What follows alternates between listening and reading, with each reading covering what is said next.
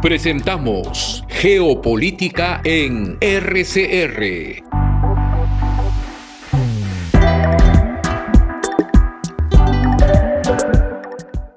Bienvenido, Hernán. Muchas gracias por acompañarnos. Permíteme hacer una pequeña microintroducción.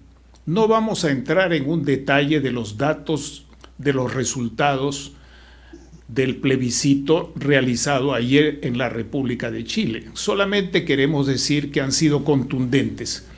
Casi 7 de cada 10 votantes ha emitido un voto de rechazo al proyecto de constitución. En ese voto de rechazo se incluye, repito, 7 de cada 10, se incluye tanto población joven, que se suponía iba a votar masivamente por el apruebo, y se incluye masivamente por el rechazo población indígena.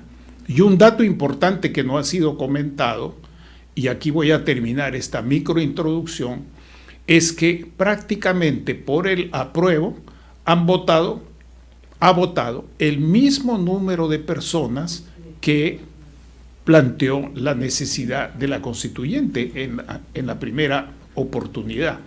De tal manera que esos son datos absolutamente duros, y eso implica que la sociedad chilena no solamente va a continuar dividida, sino que en este caso la evidencia muestra que hay una corriente en este momento favorable a que se ponga en uso pleno la Constitución que está vigente, que le dicen la Constitución de Pinochet. Efectivamente se aprobó durante el gobierno de Pinochet, pero como otras constituciones ya ha tenido varias importantes modificaciones, las más importantes de ellas precisamente en el gobierno del presidente Lagos del Partido Socialista, quien, dicho sea de paso, tampoco se pronunció ni a favor ni en contra de la Constitución. Estos son los hechos, y sobre estos hechos cabe una pregunta, y con la cual te voy a conceder la palabra para escuchar tu planteamiento. ¿Qué viene ahora? Esa es la pregunta, así de sencilla. Pregunta sencilla con complejas respuestas. Y es que cuando hay un referéndum, por lo general, lamentablemente es divisorio, ¿no? Y entonces, por lo general, las votaciones son estrechas. Entonces, tenemos que analizar cuál es la causa que ha significado, que ha determinado que la brecha, la diferencia entre el rechazo y el apruebo haya sido tan grande. En segundo lugar, creo que nadie esperaba que el resultado deviniera en una paz social.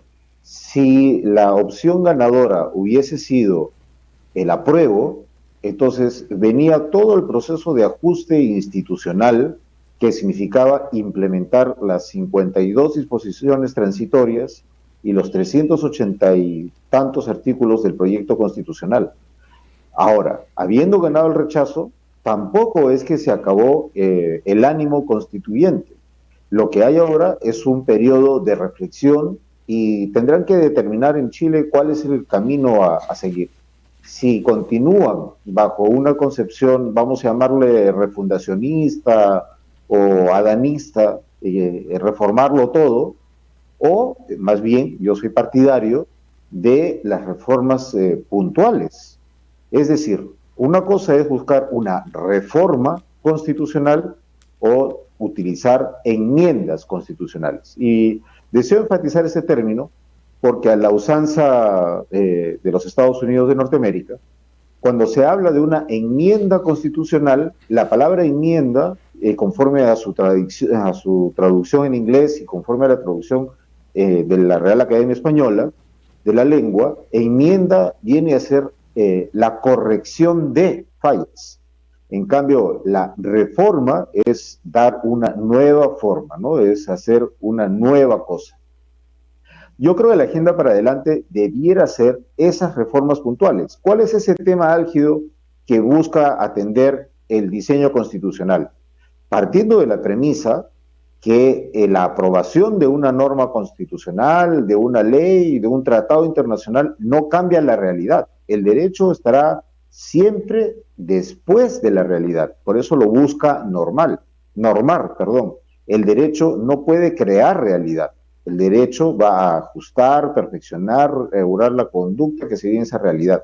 Aprobar un texto constitucional en el Perú o en Chile no va a cambiar la situación inmediatamente. Lo que va a generar es un proceso.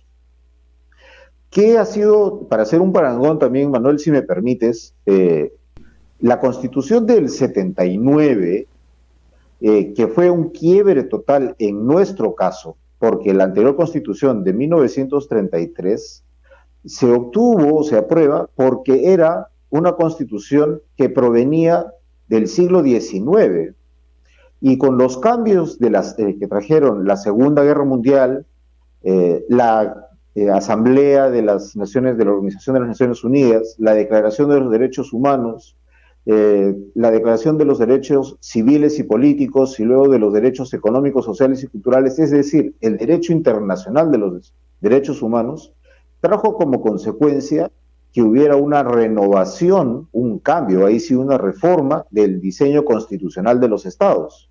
Y entonces en el Perú, si queremos encontrar la inspiración constitucional, fue la Carta Española de 1978, que inspiró a prácticamente todas las constituciones latinoamericanas. Y por eso es que ese ánimo constituyente luego deviene en la Constitución peruana del 79, que dicho sea de paso, cuando llega Fujimori y se produce el nuevo quiebre constitucional con la Carta del 93, si hacemos una comparación entre la Carta del 79 y la Carta del 93, prácticamente es la misma, con cambios, vamos a decir, relativamente de entre un 20%, ¿no? El cambio principal se dio en el modelo económico y en el Congreso, en el diseño del Congreso. Se hicieron algunos ajustes institucionales y tenemos esa carta, que no es diferente. Por eso nuestro Tribunal Constitucional ha hablado y ya se ha aceptado eso en la doctrina de lo que nosotros consideramos como la Constitución Histórica del Perú, que no es una carta en particular, sino este conjunto de preceptos, instituciones, principios, interpretaciones que subyacen al texto constitucional. ¿Qué viene a Chile? ¿Cuál es ese texto de la Constitución Histórica chilena? A eso voy. ¿Cuáles son esos puntos que necesitan ser afinados? Hay temas que en el proyecto ya rechazado sonaban interesantes, por ejemplo, la inclusión de una defensoría del pueblo, que Chile no tiene. Por ejemplo, ¿no? Hay cosas que son rescatables y que lo pondría más o menos en el nivel del desarrollo constitucional de otros países, como el nuestro, por ejemplo, pero también había otras disposiciones que sorprendían. Nuevamente, reitero, ¿cuál es esa necesidad? Cambiar el régimen presidencial, cambiar la bicameralidad, cambiar el régimen económico, hacer las disposiciones sobre, no sé, la actividad empresarial del Estado. Supongamos que fuera ese tema. ¿Requiere de eso una reforma total de la Constitución o reformas puntuales? El diseño de la Carta Constitucional chilena es, en primer lugar, el propósito del Estado de Chile. En segundo lugar, aquellos principios o garantías, los derechos de los ciudadanos chilenos y chilenas, y algunas disposiciones de relaciones entre los poderes. Perfecto. En el caso peruano, el capítulo primero es los derechos de las personas, los derechos de los peruanos y de las peruanas. Y luego de eso, la organización del Estado. Por eso es que en nuestra Constitución, el fin supremo del Estado, la principal prioridad del Estado peruano es el respeto de la dignidad de la persona y de los derechos de la persona. En cambio, en Chile, el primer artículo de la Constitución vigente y del proyecto que ha sido rechazado hablaba de la finalidad del Estado. Entonces ahí vemos, por ejemplo, diferencias liberales. Liberal en el sentido del respeto de los derechos de las personas, de la primacía de los derechos de las personas. Entonces, nuevamente, ¿cuál es el énfasis que se le va a dar? ¿Se va a dar más énfasis a las libertades o se va a dar más énfasis a el rol o protagonismo del rol del Estado? Esas son preguntas que deberá madurar la sociedad chilena para saber cuál es el ámbito y el alcance de las reformas. Hernán, pero si me permites una pregunta. Cuando decimos liberal, no estamos diciendo neoliberalismo, no estamos diciendo neoconservadorismo. Yo entiendo que el término liberal que has empleado se refiere primero a la primacía de la libertad que define a la persona. Así es. Y esto es común tanto en los planteamientos de la socialdemocracia, de la doctrina social católica, de otras doctrinas cristianas y también de corrientes que se autodefinen y son liberales, de tal manera que eso es un elemento transversal, me parece, a estas corrientes que tienen algunas diferencias. ¿Cuál es tu reflexión sobre el particular? Es correcto lo que tú dices. En primer lugar, el término neoliberal está utilizado despectivamente, y así como se puede hablar de neoliberales, también podemos hablar de neocomunistas o neosocialistas. Efectivamente, durante la Revolución Francesa, hay que recordar, ahí nace el liberalismo. La Revolución Francesa trae los principios de libertad, igualdad y fraternidad. Y eso es lo que inspiró el liberalismo. ¿Y por qué se llamó liberalismo? Porque efectivamente daba mayor énfasis a la libertad de las personas en lugar del avasallaje o el dominio de los estados absolutistas. El liberalismo nace en Francia en 1789. No nace en Estados Unidos. El tema del liberalismo económico, libertad económica, es otra. Vamos a entrar a otra discusión. Cuando yo me refiero a una constitución liberal, efectivamente me refiero a una constitución que respeta los derechos y respeta las libertades. Entre paréntesis, antes de hablarse de derechos humanos, se hablaba de las libertades de las personas. Y entonces, por eso es que venía la disquisición entre liberales y no liberales. Entonces, por eso, cuando se busca simplificar y epitetar, claro, cualquiera puede hacer uso de epítetos, pero nuestra Constitución es liberal porque primero pone a la libertad por delante del rol del Estado. En cambio, en Chile, mira, un ejemplo puntual en redacciones. En nuestra Constitución está consagrado que la Constitución dice, nadie está obligado a hacer lo que la ley no obliga, ni está prohibido de hacer lo que la ley no prohíbe. Precepto de derecho privado. En cambio, en Chile, ese precepto no está contemplado, precisamente porque se considera de derecho de las personas, de derecho privado. Entonces, por favor, claro que sí. Sí, insistir en esto porque es muy importante hablar de los principios cuando se habla de geopolítica. No es solamente hablar del poder. El poder tiene que ver con la tesitura, con el talante, con lo que es el ser humano, la persona. Se dice en una suerte de tautología persona humana, porque digo repetición porque no hay persona que no sea humana. Puede haber claro, individuos. Pero el tema de persona humana es para diferenciarla de la persona jurídica. Claro, poniendo entonces primero a la persona humana por encima de la persona jurídica. Pero solamente eso, porque cuando hablamos de las libertades, hablamos del atributo máximo de la libertad y de la razón del ser humano, que es lo que algunos tratadistas de derecho señalan como concepciones personalistas del derecho, y personalistas basadas tanto en el derecho natural como en el derecho natural derivado de las creencias cristianas o de otras creencias. Eso es muy importante señalar porque suele haber una enorme confusión sobre este tema. Te rogaría redondear este aspecto para que luego pudieras atenderme otra cuestión, y es claro la que sí. se refiere a tu juicio, cuáles serían los problemas que hubiese conllevado el cambio del régimen de gobierno interior en Chile, que ahora queda vigente con las regiones y ya no con las formas que se estaban planteando. ¿Y cuál sería, desde tu reflexión, tú has estudiado en Chile, has vivido en Chile, conoces muy bien el país, ¿cuál sería tu reflexión sobre los aspectos del régimen económico?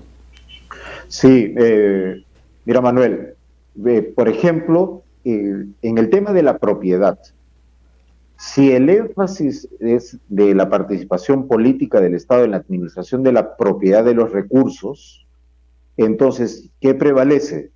¿La propiedad privada de las personas o la propiedad pública del Estado respecto de los recursos, respecto de los recursos naturales, respecto de la tierra?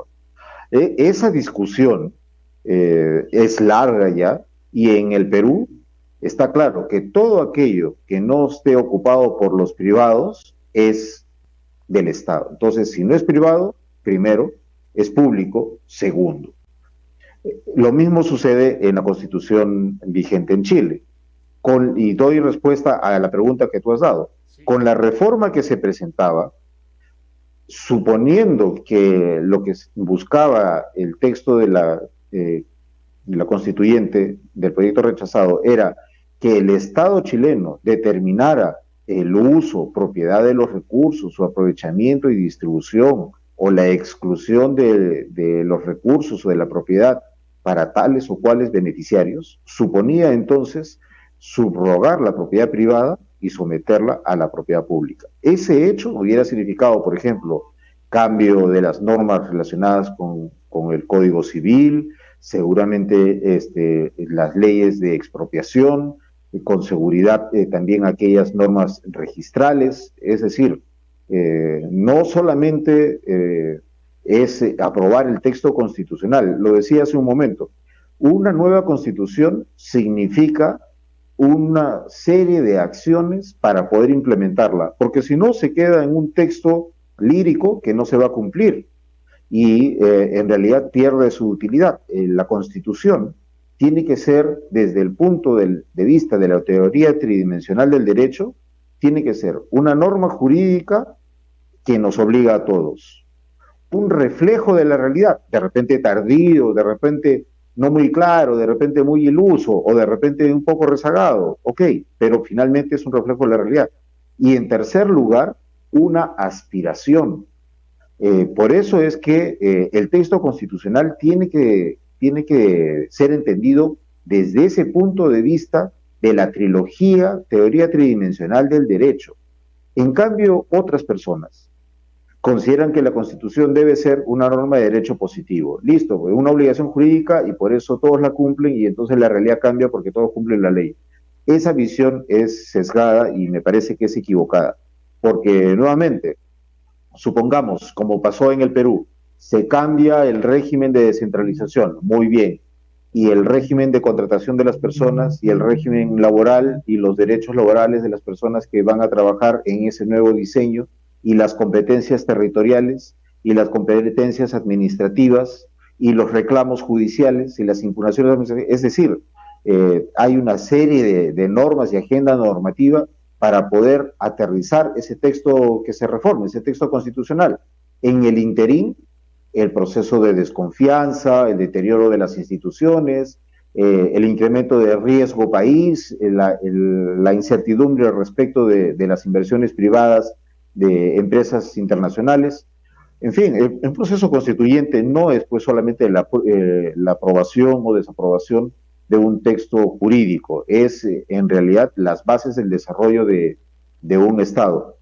Por eso el proceso constituyente en Chile tiene que ser mirado, estudiado también desde el Perú, para que se conozca cuáles son los riesgos del proceso, cuáles son las bondades del proceso, pero también cuáles son los riesgos que significan llevarlo. Nuevamente, apostar por un cambio total me parece altamente riesgoso, complicado en el tiempo para su implementación y con resultados inciertos. Reformas puntuales pueden ser menos riesgosas para el país, para el Estado, y de repente pueden ser más fáciles de ser corregidas. Permíteme abusar de tu tiempo. En el Perú, el desarrollo de la descentralización, la modificación constitucional de la descentralización, que fueron varios artículos que se modificaron en el año 2002, entonces ya no es la constitución de Fujimori, sino que fue modificada por Toledo.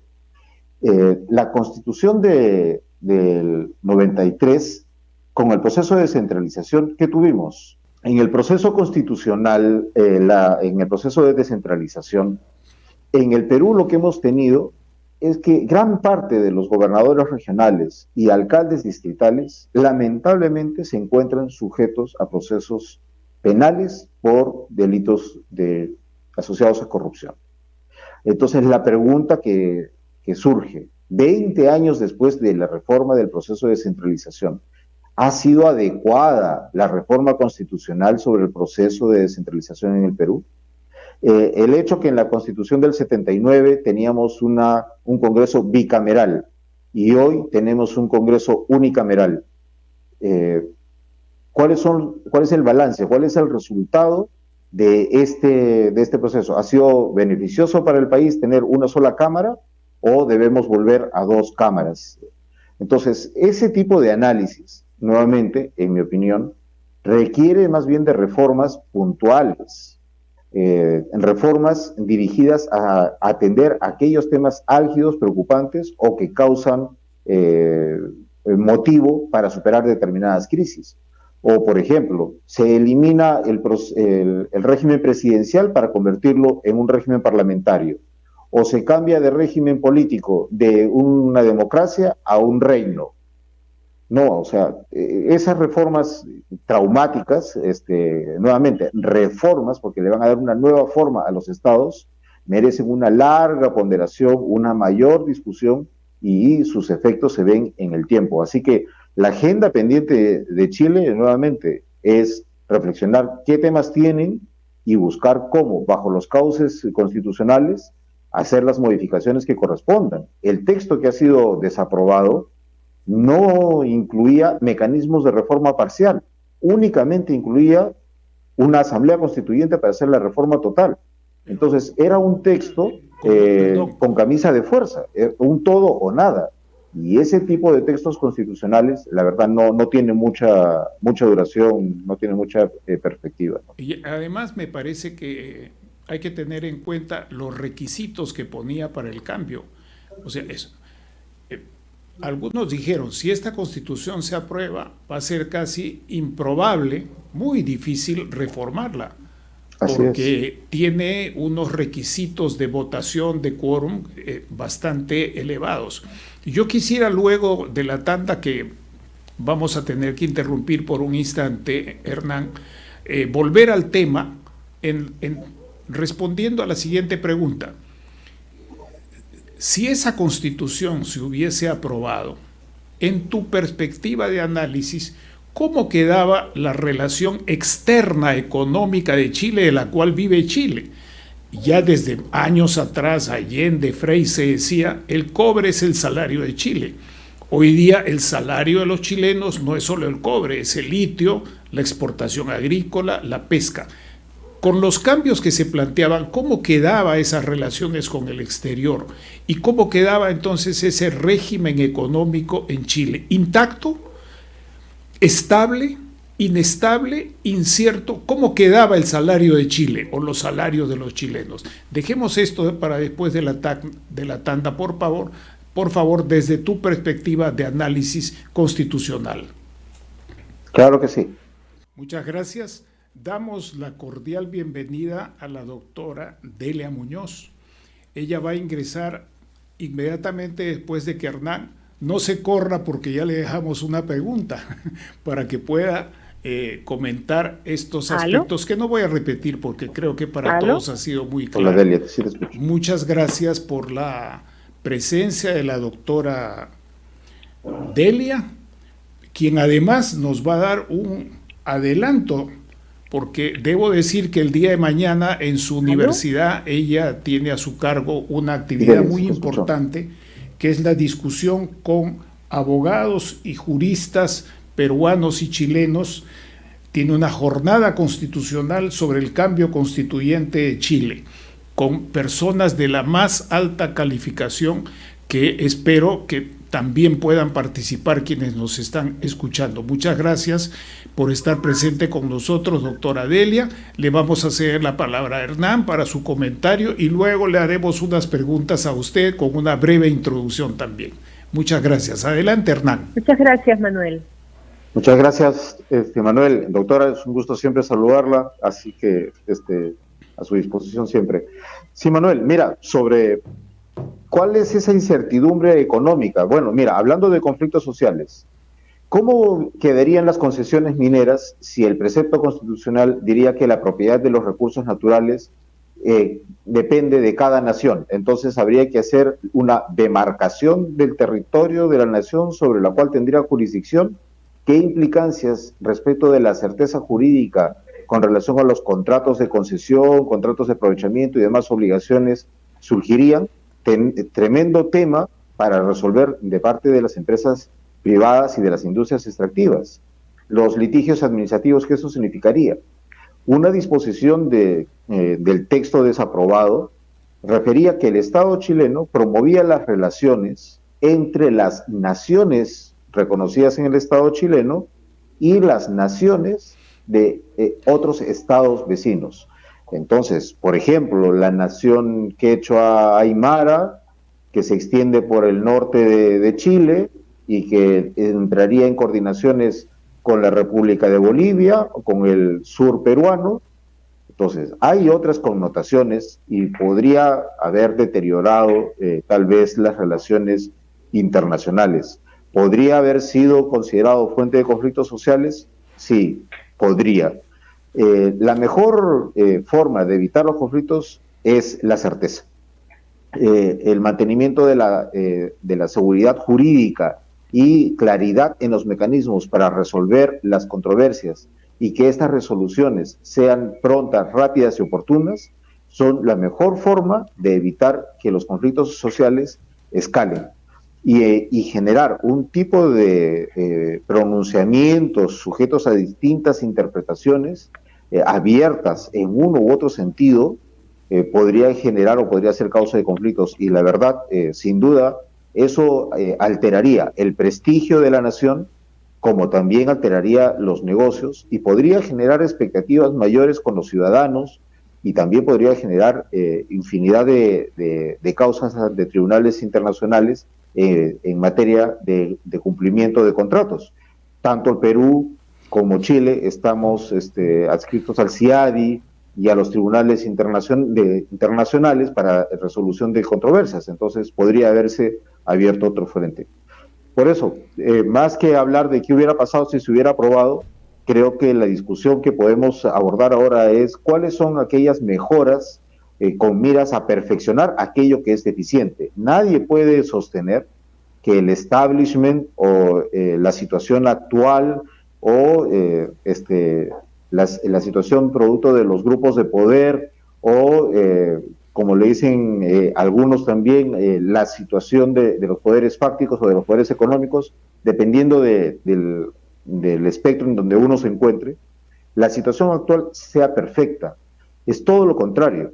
Es propio de la naturaleza humana modificar, adecuar, transformar las situaciones y adaptarlas para procurar el desarrollo de todas las personas. ¿Cuál es ese desafío que debemos proponer? De repente, cambio de la propiedad del subsuelo, o de repente cambio del sistema de regalías y canon, o mejoras en los procedimientos para la inversión y cierre de brechas, mejoras en certidumbre jurídica. Hay que recordar también que la Unión Europea nace por la unión del hierro y del carbón. ¿Por qué en Perú y Chile no puede nacer la unión del cobre y del litio, para poner un ejemplo? Y entramos en todo otro desarrollo normativo que dé seguridad y mejoras a nuestros países, y no estamos en un proceso de permanente conflicto, porque lamentablemente mi balance es que luego de este primer proceso plebiscitario lo que va a suceder es una resaca de los ánimos, vamos a decir, controvertidos.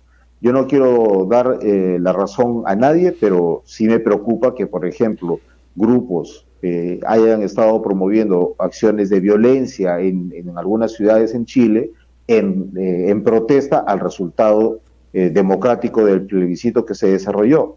¿Y qué hubiera pasado si es que hubiera ganado? ¿No hubiera habido violencia o sí hubiera habido violencia? La violencia hay que descartarla, y el debate alturado, sea a través de expertos, sea a través de análisis comparado, sea a través de consultas a esos mecanismos de consulta constitucional existentes, son los mecanismos que tenemos para el desarrollo de las enmiendas constitucionales que sean necesarias, tanto en Chile como de repente, si es necesario, también en el Perú. Bueno, eso quiere decir que en este momento ya lo que tenemos es un retorno al marco de referencia jurídico y político vigente antes del proceso constituyente. Es Y correcto. en esos términos, permíteme ahora que, dándole la bienvenida a la doctora Delia, le pregunte de una manera general, en la forma que ella lo desee, que nos diga, primero, ¿cuál fue su expectativa respecto del proceso constituyente tal como se llevó en Chile? Uno, después de manifestaciones de altísima violencia. Dos, después de la conformación de una convención bastante sui generis, para no entrar en detalles, sui generis. Y tres, con un tiempo preciso para pasar a un plebiscito. Esto es lo mínimo que me gustaría ponerle como marco para que la doctora pueda darnos su reflexión. Adelante, Delia, muchas gracias. Buenas noches, Manuel. Buenas noches, Hernán. El proceso constituyente chileno y los conflictos que lo generaron, evidentemente lo he seguido con mucho detalle en los últimos años. En primer lugar, en el mes de mayo estuve en Santiago de Chile participando en una jornada sobre reformas constitucionales. Estuve casi una semana. Era la semana en que ya se había terminado la elaboración del proyecto constitucional y se había procedido a entregarlo al presidente de la República para que se dé pase al correspondiente plebiscito. Entonces me tocó estar en Chile en un momento bastante especial. Entonces, lo primero, sobre el tema de las manifestaciones, realmente en el 2019 Chile vivió una ola de violencia que hizo a las principales fuerzas políticas reflexionar y llevar a cabo un acuerdo con 11 puntos para sacar adelante una reforma de carácter constitucional, ¿no? Entonces la violencia fue de tal nivel que tornó al país en inviable. Y esto es lo que en teoría habría generado el momento constituyente. Cuando van al referéndum para ver si es de que se quería una nueva constitución, el 78% de la población en ese momento dijo que sí, ¿no? Entonces allí como que la violencia empuja una salida constitucional. Y es en base a este movimiento de violencia que el proceso constitucional se va a armar. Lo más difícil fue armar el reglamento de participación con todas las reglas que se habían impuesto, de paridad, de presencia de pueblos indígenas. Incluso era posible que cualquier persona sin partido político pudiese postular para ser un convencional constituyente. Entonces, se armaron todas estas reglas y se generó la asamblea convencional. Pero ¿qué ocurre cuando llega la asamblea convencional? Como todos provenían de la violencia, la mayoría de los grupos imperantes en ese espacio constituyente no querían negociar. Entonces, los espacios más moderados, los centros, quedaron aislados por estos convencionales absolutamente radicales y que buscaban una refundación del Estado chileno. Esa es la manera en la que se va a desarrollar el proceso constituyente y la conformación de esta convención. Ahora, el proceso previo a este 4 de septiembre también ha sido un proceso de mucha polarización y de mucho enfrentamiento entre los ciudadanos.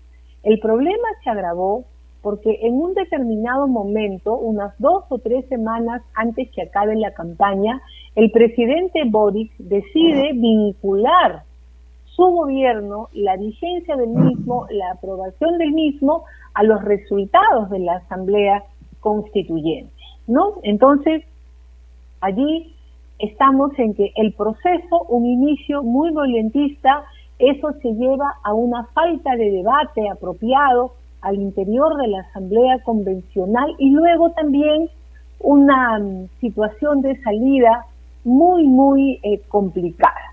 Respecto del tiempo, los convencionales estaban muy orgullosos de haber cumplido en tiempo con la redacción de la Constitución, pero acá había un error de fondo. Se habían creado más de 40 derechos humanos, se había cambiado lo que era la definición de justicia, la definición de propiedad, lo que eran los conceptos de Chile como nación, como Estado, se había agregado el tema pluricultural. Entonces, eso hizo que, muy bien, terminaron en tiempo, pero el documento constituyente tenía más de 40 contradicciones. Eso significa de que en un artículo se decía X y en otro artículo se decía G exactamente sobre lo mismo. Entonces, el tema del tiempo fue visto, o sea, como un tema paradigmático en una sociedad moderna, que sus convencionales son capaces de entregar un instrumento en los plazos establecidos.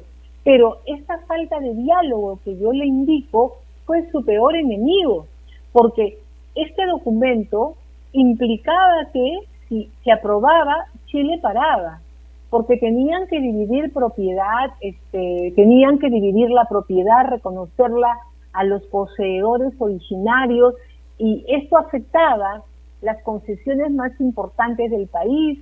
Luego, a nivel del sistema judicial, también había que separar la jurisdicción clásica de la jurisdicción administrativa que estaban creando y cómo se iba a implementar la jurisdicción de los pueblos originarios con sus propias reglas, ¿no? Entonces, el plazo, muy emblemático, pero solamente sirvió para terminar de discutir los artículos, que pase a una comisión revisora, a una comisión de redacción, que no pudo superar las contradicciones del texto originario. Y es así como el pueblo chileno ha ido a emitir su voto después de muchos años de manera obligatoria, y es en ese contexto donde el 62% de la población ha señalado su rechazo a este modelo constitucional que se le ponía sobre la mesa. En este caso se puede decir, para abreviar un poco, que la violencia no fue la partera de una historia victoriosa, sino de un fracaso. Y me parece muy importante este punto que ha señalado sobre la falta de univocidad en los conceptos y en los términos y en las frases de ese proyecto que ha sido rechazado, plagado de polisemia, distinto tipo de polisemia, lo cual es absolutamente contradictorio a la claridad y a la univocidad que deben tener las normas jurídicas, es decir, entender que A es A y no es B, Y y Z. Y el otro aspecto que se estaba señalando es que existiendo tantas definiciones de ese tipo y tantas normas transitorias, se hubiese necesitado probablemente 2, 3 años, no sé cuánto tiempo, para las reglamentaciones básicas de la Constitución. Aquí, llegados a este punto, me gustaría ofrecerle la palabra, si me permite, Delia, a Hernán, porque él va a tener que retirarse en unos minutos para que después volver contigo con otras preguntas. Entonces le ofrezco la palabra a Hernán para que pueda redondear algunas de las ideas centrales que ha estado planteando. Adelante, Hernán. Gracias, Manuel. Sí, lo que causa intriga es por qué surgió esta situación. Yo recuerdo llegando a Chile, a diferencia del Perú, era un país ordenado, con una economía estable. Claro, vivían en una incertidumbre, estamos hablando del año 90, porque Pinochet entregaba el mando y Elwin asumía la presidencia, y entonces las preguntas eran cómo iba a ser la relación política entre ambos. ¿Por qué la existencia de los senadores vitalicios? Pero la economía sólida chilena, el institucionalismo, la institucionalidad chilena, su desarrollo en comparación con el Perú, era pues la diferencia era enorme de este Perú de los 90. En el Perú hemos llegado al año 2015-16, al año 2019, con mejores indicadores económicos hasta que llega la pandemia. Y entonces, la pregunta que me asiste es, ¿esa causa de descontento es justificante para motivar hechos violentos que quieran buscar un cambio dramático a través de reformas constitucionales? Y mi primera respuesta es no. Lo que tenemos que encontrar son cómo adoptar esas modificaciones, esas enmiendas que permitan superar ese descontento. La naturaleza humana nos hace ver que siempre hay que cambiar para poder mejorar. Entonces, ese primer tema, afianzar el desarrollo económico de nuestros países del tercer mundo, como lo son Chile y Perú, y avanzar en esas reformas que necesitamos para mejorar la situación de brechas, ¿no? La segunda reflexión es que nuestro Tribunal Constitucional no es más un tribunal, un legislador negativo, es decir, no es un tribunal que deroga leyes, porque ya tenemos imbuido en nuestro derecho constitucional, en nuestra doctrina constitucional, las sentencias interpretativas manipulativas o sentencias interpretativas aditivas o ablativas. Y también sentencias de interpretación, es decir, el Tribunal Constitucional puede decir que el texto que se lee de esta manera tiene tal significado o variar su significado. Y hemos entendido entonces que eso, si bien no ha seguido el rumbo de una modificación explícita, es una modificación constitucional y entonces entendemos e interpretamos de otra manera. Es decir, nuestra Constitución, nuevamente, una norma jurídica, un reflejo de realidad, pero también una aspiración, es un instrumento vivo, dinámico, que puede ser ajustado puntualmente o tal vez un poco más ampliamente y que dé respuesta a las necesidades. No veo la necesidad de una reforma total en la Constitución chilena, como tampoco veo una necesidad de una reforma total en la Constitución peruana, ¿no? Esas serían mis dos reflexiones finales. Muchas gracias, Hernán. Muchas gracias por tu participación. Ahora permíteme y permítanme todos quienes nos están acompañando volver con la doctora Delia. Muchas gracias, Delia. Un abrazo. Hasta pronto. Gracias, Manuel. Gracias, Hernán. Gracias. Permítame, Delia, una pequeña introducción temática. Cuando pasamos a esta circunstancia, a la actual, después del rechazo del proyecto constitucional, al cual muchas personas, inclusive de agencias de prensa internacionales, se referían como, no como un proyecto, sino como la Constitución de Chile. Sí, lo daban como un hecho. Y ha habido errores gruesos de este tipo en la información de agencias de prensa europeas que yo sigo todos los días, como seguramente nosotros. Es un asunto sumamente grave, la falta de profesionalismo que se ha, no quiero entrar a poner nombres, pero creo que sabemos a qué nos estamos refiriendo. La pregunta entonces es, en estas circunstancias, vuelve el papel importante de los senadores, vuelve el papel importante de la academia, vuelve el papel importante de los think tanks, vuelve el papel importante de las iglesias, no solamente la Iglesia Católica, o del Estado Vaticano a través de sus agentes en Chile, porque también el Estado Vaticano no es solo la Iglesia Católica, es un Estado que tiene banco, que tiene embajadores, que tiene servicio de inteligencia, que tiene las características de un Estado especial, pero es un Estado con una presencia importante. Pero también viene el rol de los pensadores y de los think tanks de las Fuerzas Armadas, que es un asunto en Chile y en otros países de nuestra región importante. Dicho esto, mi pregunta es, ¿cuáles crees tú como profesional experta de muchos años en esto que serían los principales asuntos que aborden algunos de estos actores que tienen la palabra ya en este momento post votación en Chile? Mira, el pueblo chileno, cuando estuve en mayo y uno conversaba con las personas más simples en la calle, no solamente con los académicos, con los que estábamos debatiendo, donde uno podía apreciar que había una polarización en torno al contenido de la Constitución, la gente de a pie te decía, nosotros queremos cambio, pero no queremos esto, ¿no? Entonces, lo que tú sientes es que el pueblo chileno no quiere perder lo que ha logrado en estos años. Que el pueblo chileno no quiere que se vuelva a refundar el país, no quiere de que se polaricen, ni que se eliminen los tratados, ni que se elimine la propiedad.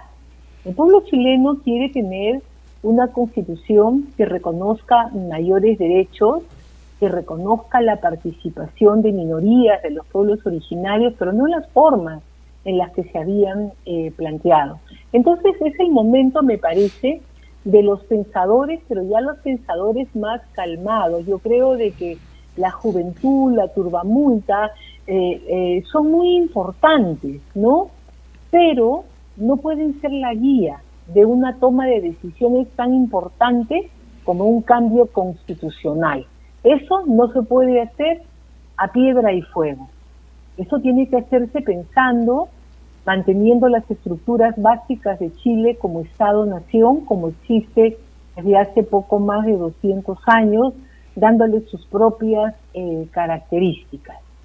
A mí me parece que es el momento en el que se tienen que afrontar ciertas reformas económicas, que es por donde venían los problemas esencialmente en Chile, el tema pensionario, el tema del desempleo, la cobertura de servicios, los excesivos usos de la privatización para todo tipo de servicios públicos, son los grandes temas que la población deseaba se modifique cuando pedía el cambio de constitución.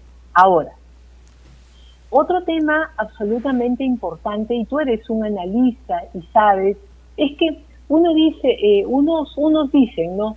El 68% estuvo de acuerdo con que se tenga la Constitución y ahora tenemos que seguir con este tipo de proceso y con un tema convencional.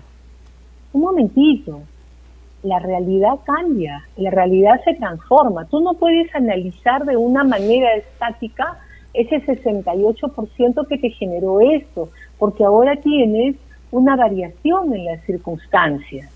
Entonces, cuando tú haces tu análisis político de coyuntura, tienes que sopesar lo que es la realidad, las características que tiene. Te han dicho que no a esta refundación del Estado chileno. Entonces, ahora tienes que entrar a una regulación modificada para poder tener una constitución que esté acorde a las expectativas de la sociedad chilena.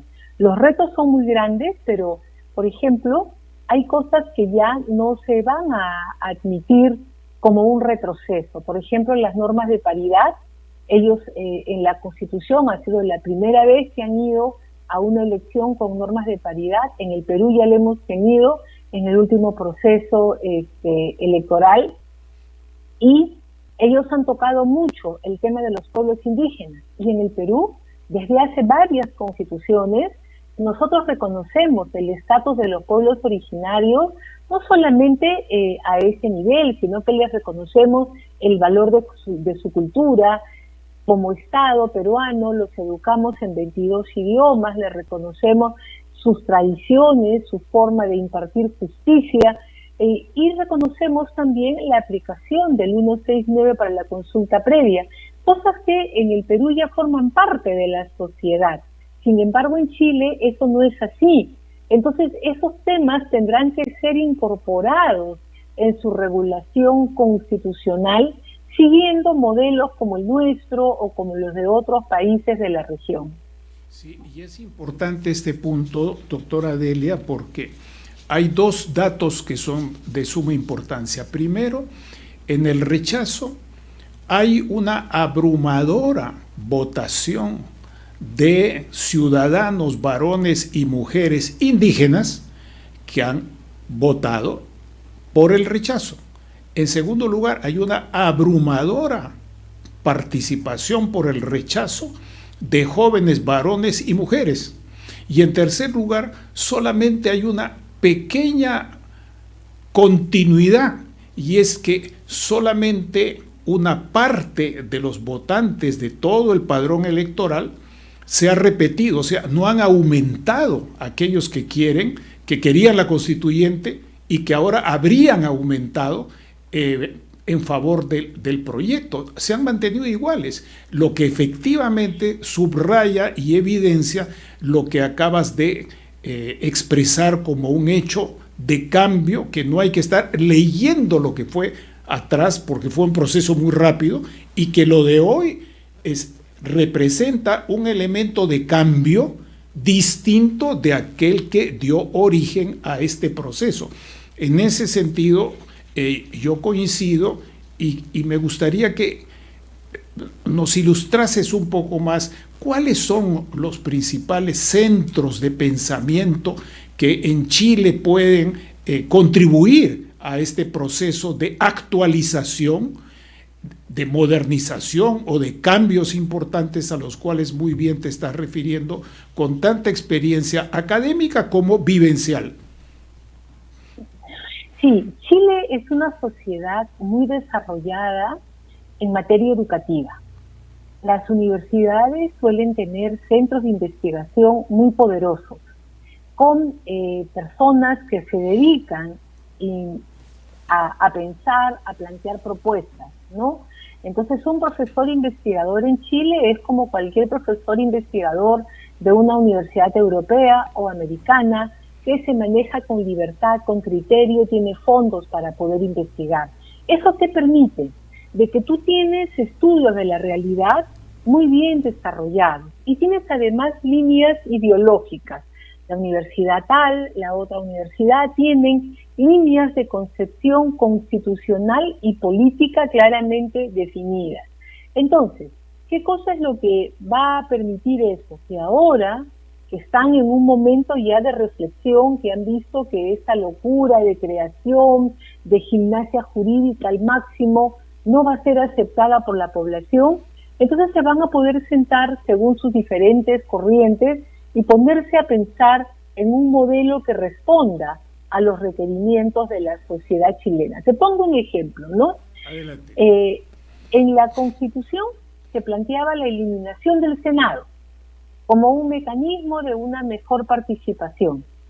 Pero si tú ves la experiencia peruana, en el Perú estamos queriendo volver al Senado, porque las dobles cámaras te garantiza una reflexión, un mejor control en la gobernanza, ¿no? Entonces, allí habrán que tener. Ahora, también los gremios empresariales, los gremios económicos, financian a los grupos de investigación. Evidentemente, es una investigación científica, no porque seas financiada por el grupo A o por el grupo B o por el grupo G, solamente vas a escribir así apologías, no, son investigaciones científicas y fuertes. Entonces también eso les permite a los grupos empresariales contar con opiniones serias y fundamentadas como para poder tener un debate interesante con la academia, ¿no? Entonces yo creo de que allí van a estar los grandes espacios. El problema se va a dar de una manera inmediata en el diálogo político, porque los que han sido derrotados consideran que no ha ocurrido eso, sino de que el pueblo ha rechazado solamente un texto y que ya hay que volver a convocar a otra asamblea constituyente. Sin embargo, cuando establecieron el protocolo, el estatuto que regulaba el proceso convencional, allí se estableció que este proceso convencional terminaba con la puesta a consideración del pueblo para que se determine si se aprobaba o no el texto de la Constitución que había sido elaborada. Y esto ha ocurrido, con lo cual el proceso convencional que se iniciaron con las marchas violentas del 2019 ha concluido. Distinto será que ahora los partidos políticos con el gobierno armen una nueva asamblea o un grupo de expertos para que lleve adelante una propuesta de desarrollo constitucional. Efectivamente. En este programa, varios días atrás tuvimos de invitado al senador por Arica Parinacota, José Miguel Insulza. Y José Miguel Insulza, y eso lo hicieron notar acá los jóvenes que trabajan en red de comunicación regional, estaba en favor del apruebo, pero dio tantos argumentos sobre las deficiencias del planteamiento constitucional, dio tantos argumentos que la gente se extrañaba de por qué está a favor. Entonces, ahí hay una posición. Sí. No, mira, el miedo de la población chilena era que como este proceso convencional surge de la violencia, entonces, por decirlo en simple, el terror era que de no aprobarse la Constitución, Chile entrara en una fase de confrontación y destrucción muy, muy grande. Y eso hacía que muchos académicos, muchas personas sumamente educadas, que decían, no, yo estoy por el apruebo, porque si no lo que va a venir es el caos. Y yo conversaba y les decía, oye, pero si gana el apruebo, van a venir 2 años por lo menos de paralización del país para poder implementar los diferentes puntos que se están planteando. Pero había ese temor, muy fundado, por cierto. Pero sin embargo, como en este proceso electoral se incorporó una variable que hay que analizarla con mucho detalle, que es el voto obligatorio. Entonces ha concurrido a votar el 80% de la población que está en condiciones de hacerlo, versus lo que ocurría antes, que concurría el 30, el 40%, ¿no? Y es ese nuevo porcentaje de chilenos el que establece que no quiere esa constitución.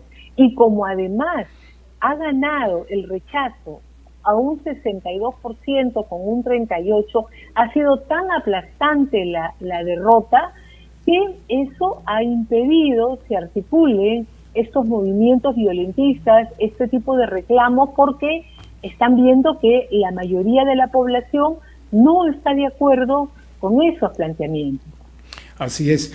Es importante subrayar que de los líderes políticos llamados tradicionales, yo voy a decir mayores de edad, Katz de la derecha, porque claro, no hay personas muy jóvenes pero que son muy atrasados, que pueden llevar a planteamientos absolutamente absurdos por falta de conocimiento y de experiencia. Por ejemplo, Katz, que fue el candidato a la derecha, tiene un discurso y dice, aquí pasamos esta hoja, se dieron estas votaciones con las reglas del juego muy claras, no hay que interpretarlas ahora de otra manera, porque han tenido una interpretación clara. La única persona, la señora Bachelet, fue la que se manifestó en favor del apruebo. El expresidente Lagos no tuvo una posición clara ni a favor ni en contra. Eso hizo que muchos importantes comentaristas académicos y periodistas en Chile interpretasen que él en realidad no estaba a favor, porque su propia experiencia le dictaba elementos de juicio para no estar a favor. Y el expresidente Frei tuvo sí un planteamiento bastante completo y por escrito sobre el tema. Y esto viene en favor de lo que tú estás diciendo, para poner sobre la mesa aquellos elementos que son importantes. Uno, que no se puede traer lo que fue hecho de acuerdo a una regla del juego que se ha cumplido, como que no se hubiese cumplido, y hay que interpretarla para continuar en lo mismo, en vez de dar paso a un proceso que le garantiza a Chile, primero, algo que tú acabas de decir que me parece muy importante, no entrar en 2 años de incertidumbre ni de zozobra económica, que la gente pueda tener su salario del cobre, de su actividad económica, pero sí caminando en la expectativa de un mejoramiento. Me gustaría que sobre este punto tú nos hicieras una reflexión desde el punto de vista de tu profesión sobre qué cambios podrían introducirse en una reforma, en una innovación o mejoramiento constitucional de lo que tú adviertes por tu experiencia. Mira, El tema indígena es absolutamente necesario. El tema de la regulación de los pueblos originarios es una realidad que Chile no puede seguir poniendo de lado. En el Perú suena como así medio raro porque nosotros reconocemos a los pueblos indígenas desde la creación del Ministerio de Trabajo, ¿no? Y venimos reconociendo el estatus especial que ellos puedan tener en algunas materias y disposiciones. Para mí ese es un tema absolutamente fundamental. Lo otro es el tema del plurinacional. Ese es un tema que Chile tiene que pensar mucho, porque aquí se ha planteado lo plurinacional y lo pluricultural no desde el punto de vista de reconocimiento de derechos, sino que se ha estado planteando este tema para tener una nueva forma de estrategia de acceso al poder y de regulación del poder, desde una visión completamente distinta a la que tenía el Estado chileno. Entonces, quienes vengan a hacer los cambios tienen que tocar estos temas con pinzas, porque una cosa es reconocer en un Estado de Derecho las condiciones, privilegios o respetos que merece una población originaria conforme al actual sistema internacional, y otra muy diferente es establecer de que vamos a tener una nueva fuerza de poder para regular al Estado desde la visión de una minoría, que es lo que se planteaba en el tema de la Constitución chilena. Ese es uno de los grandes temas en debate. Luego van a tener que discutir muy bien la necesidad de contar con 2 cámaras, porque es lo que garantiza el equilibrio democrático. Yo creo de que allí va a tener que darse un debate muy, muy fuerte. Y más allá de los cambios constitucionales, yo quiero tocar un tema con el que tú me presentaste, que también merece una gran reflexión, que es el rol de las encuestadoras y el rol de los matemáticos predictivos. Todos se han equivocado, todos, ¿no? Y se han equivocado no por llegada de nariz ni por puesta de mano en la puerta. Se han equivocado por casi, ¿cuántos, no? Casi más de 20 puntos. Más de 20 puntos. Y eso, todo aquel que maneje matemáticas sabe que implica una adulteración y un manejo de la realidad. Entonces, eso abre una puerta de reflexión muy seria, no solamente para Chile, sino en general para todos los países de la región. Y yo creo de que también acá, como peruanos, nos toca una reflexión. Ahora que nosotros también en los últimos tiempos andamos hablando de un cambio constituyente, de unos que se vayan todos, de que no me gusta, de que yo quiero, es muy delicado, porque las poblaciones, los pueblos han ido adquiriendo derechos, han ido adquiriendo propiedad, han ido adquiriendo participación, y no necesariamente las personas están en condiciones de seguir la postulación netamente política o dogmática de ciertos grupos. Las personas quieren seguir mejorando, quieren seguir avanzando, quieren que las políticas públicas se afinen, no quieren destruir lo que ya tienen. Yo creo que esa es una reflexión que también alcanza a nuestro país en estos momentos, ¿no? Muchas gracias. Un colega ingeniero, que no voy a mencionar su nombre porque no le pidió permiso, me alcanzó un cálculo de lo que en técnica de información, de futurología o de inteligencia se llama información proyectivo-evaluativa, sobre la cual hemos trabajado antes en el Perú y también en el extranjero. Y decía que según esos datos matemáticos, a favor ganaba. Y yo le contesté diciéndole que incluso esos datos, ¿no? esos modelos tienen algunos supuestos, lo mismo que los supuestos que tiene la estadística inferencial. También incluso la estadística bayesiana, que acá en el Perú se ha utilizado con las escuelas de inteligencia en los años 80 para prever el probable comportamiento de Sendero Luminoso, y se acertó. también en ese tipo de análisis hay algunos supuestos, de tal forma que no es lo mismo tener una estadística que un censo.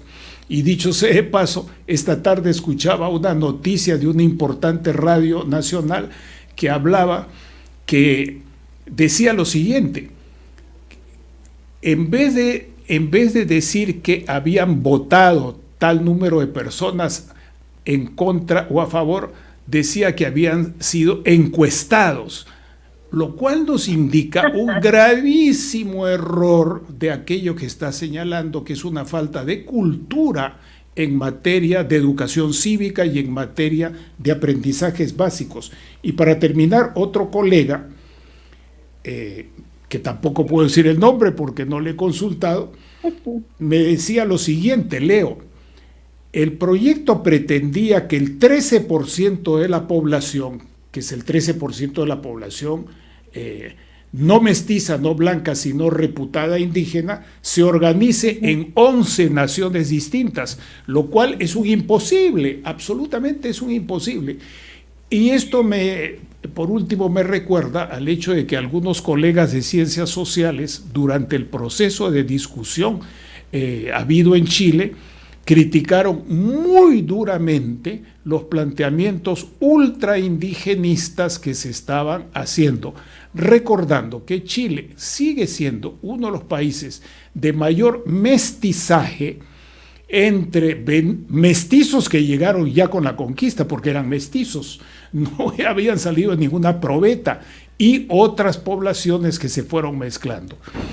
Finalmente, me gustaría que, a modo de cierre de tu participación, porque entiendo que tienes que retirarte en unos minutos, o todavía podemos contar contigo. No, podemos continuar, ¿sí? Bien, me gustaría entonces preguntarte desde el punto de vista de un tema en el cual tú eres una mujer experta, distinguida en el Perú y en el extranjero.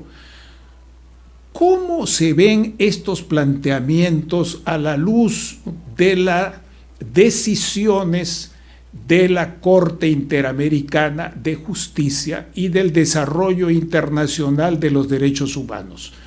¿Cuál sería tu perspectiva de reflexión?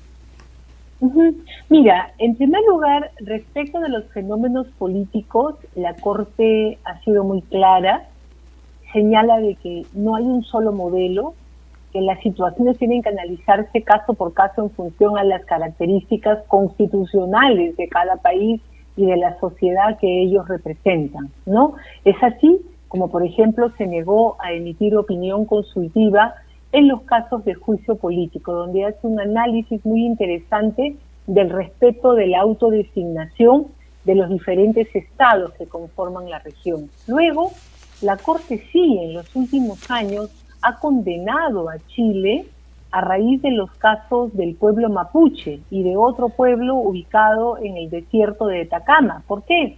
Porque no tiene un sistema interno que les reconozca derechos, garantías a su cultura, a su pueblo. Entonces, estas personas, cuando presentaron reclamos por sus derechos propios, fueron acusadas de terrorismo. Entonces, la Corte allí sí ha exigido que Chile elimine esa forma de tratamiento a los reclamos de los pueblos originarios y les reconozca un estatus, pero eso es completamente distinto a decir de que el 11 o el 13% tiene que pasar a convertirse en la minoría que regula el Estado-Nación chileno que se fundó hace más de 200 años, ¿no? Luego, a la luz de los derechos fundamentales, Chile es una sociedad bastante tradicional y bastante clásica, aunque parezca mentira.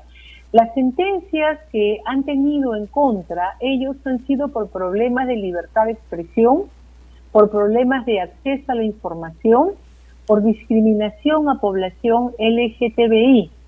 Como tú podrás ver, son temas que en otros países pues no constituyen las grandes vulneraciones de derechos fundamentales. Por otro lado, en los últimos años en el mundo internacional, lo que se busca es que reconozcamos a los pueblos originarios, a los pueblos indígenas, a las comunidades campesinas como ustedes gusten de llamarlos, que se les reconozca sus valores, su cultura, que se evite que esta cultura muera y que se les permita también gozar de la propiedad de sus terrenos en los cuales ellos han venido viviendo en esa condición de pueblos originarios, ¿no? Entonces, esa es la tendencia mundial, pero no significa, vuelvo a reiterar, que todo un país tiene que subordinarse a lo que decide 1 o 2 o 3 u 11 pueblos originarios, que lo que se plantea es la convivencia sana y democrática de quienes estamos dentro de un Estado, respetando las diferencias y sin que nadie sea más que uno ni menos que el otro. Y me gustaría también ¿cómo opera en relación a estos asuntos? En el caso de Chile, que tú conoces bastante bien, la Comisión Interamericana, que no es la Corte, sino la Comisión Interamericana de los Derechos Humanos, y los principales asuntos que pudieran estar sobre la mesa en el caso de Chile. Sí, la Comisión Interamericana hace varias décadas fue muy fuerte con el tema chileno por las desapariciones forzosas, por la violencia que había existido en ese país en la década de los 70 hasta más o menos los 90, ¿no? Sin embargo, Chile vivió sus procesos de reconciliación con la transición democrática, con el reconocimiento de una serie de obligaciones internacionales. Pero la Comisión Interamericana es precisamente una de las abanderadas en el reconocimiento de los derechos de los pueblos indígenas e inclusive en el último informe que ha sacado, ella reconoce o promueve, mejor dicho, el derecho de la autodeterminación de los pueblos indígenas. Y eso es bastante delicado porque uno lo puede pensar en abstracto en Holanda, lo puedes pensar en abstracto en Estados Unidos, pero no lo puedes pensar tan simple en América Latina, porque en América Latina sí tenemos pueblos y una autodeterminación te puede llevar a quebrar las reglas del funcionamiento del Estado-nación que tenemos en la actualidad con los convenios internacionales que nos regulan y que nos permiten realizar un comercio, nos permiten tener tranquilidad en los límites, elecciones y todo el engranaje que permite el funcionamiento de la sociedad democrática. Bueno, en el caso del Perú, permíteme, Delia, mencionar que hay varias declaraciones en el departamento de Amazonas y en parte de Loreto están firmadas por APUS o por dirigentes de organizaciones y federaciones que están declarando su autonomía sobre su territorio. Un asunto que ha pasado en el Perú que se viene informando a través de redes, pero que no ha sido discutido ni en Cancillería, ni en el Ministerio del Interior, ni en la Judicatura, ni siquiera en la academia. Y ese es un asunto que es sumamente riesgoso y yo me amparo en lo que tú acabas de mencionar. De tal manera que te agradezco esta reflexión porque nos debe hacer ver que pasar estas cosas bajo un manto de protección a los indígenas, de hacer como que si fueran víctimas de todo y que hay que aprobar cualquier cosa para salvarles, es un asunto de grave responsabilidad de la República, de los tres poderes del Estado y de la Defensoría del Pueblo, dicho sea de paso, que no ha dicho ni pío sobre este tema. Finalmente, me gustaría que hicieses algún alcance sobre un tema constitucional que es fundamental, ¿no? No hay territorio del Estado, en el caso de Chile, que no tenga relación con la Antártida. Y me gustaría saber si esto hubiera sido en el proyecto de constitución, ¿cómo ha sido visto este asunto? Porque Chile tiene acompañó al Perú desde los años 50, dicho sea de paso, en el asunto de las 200 millas y además en lo que fue en los años 50 la Comisión Especial de Consulta y Negociación.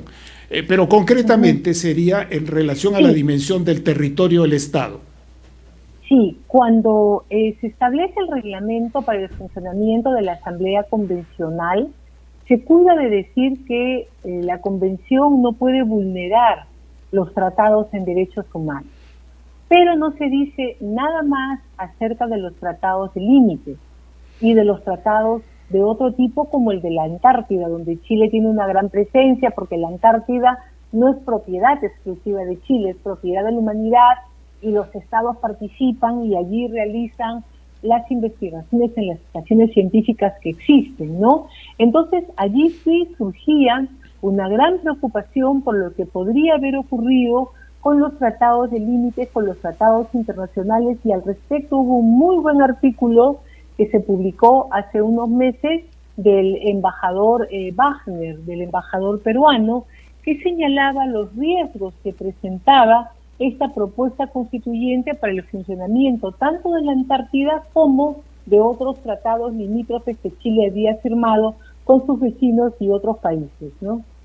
Efectivamente, y también el profesor José Rodríguez Elizondo, a quien conozco desde que hacía mi posgrado en Chile en los años 69-70 y que vivió acá en el Perú, se refirió también a Wagner y a otros diplomáticos y juristas peruanos en relación al tema de la plurinacionalidad, asunto que has comentado de una manera breve y precisa muy bien. Nos quedan solamente unos pocos minutos. Me gustaría que de la manera más libre como lo desees nos des tu reflexión o tu mensaje final. Mira, en los últimos años en América Latina lo que se busca es agudizar el enfrentamiento entre nuestros pueblos.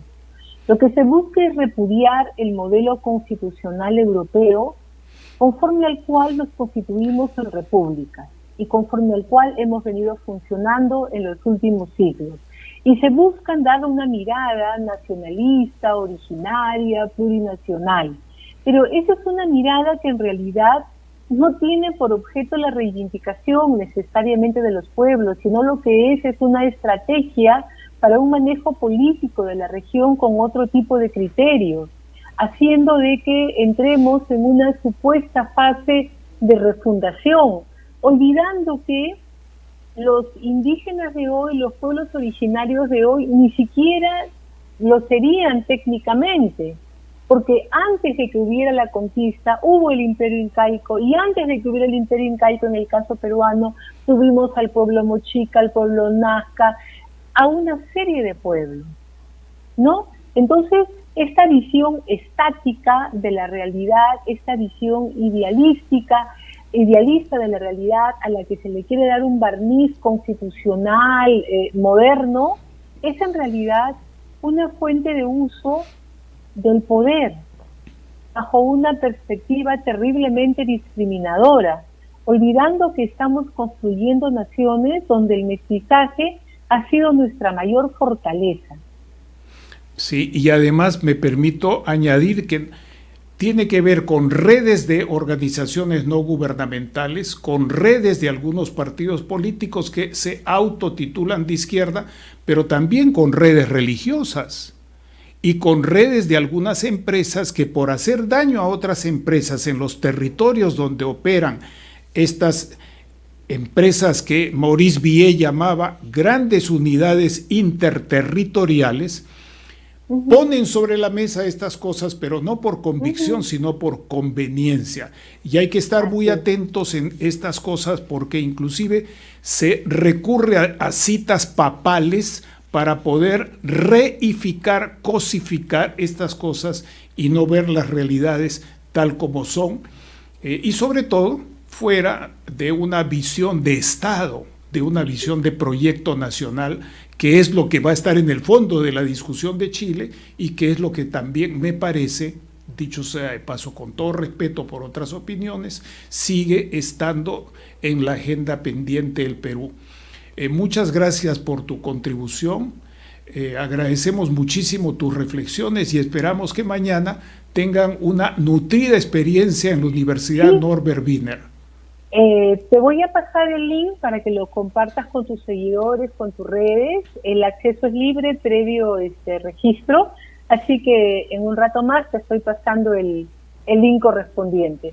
Muchísimas gracias por haberme invitado. Es muy bueno conversar y llegar a los diferentes sectores de la población con una visión netamente de análisis desde el derecho y la realidad, ¿no? Gracias, muy buenas noches. Gracias a ti, profesora Delia, doctora Delia, amiga Delia. Muchísimas gracias y un cordial saludo para aquellos con quienes trabajas, varones y mujeres. Un gran abrazo, muchas gracias. Un abrazo, Manolo, hasta luego. Hemos presentado Geopolítica en RCR.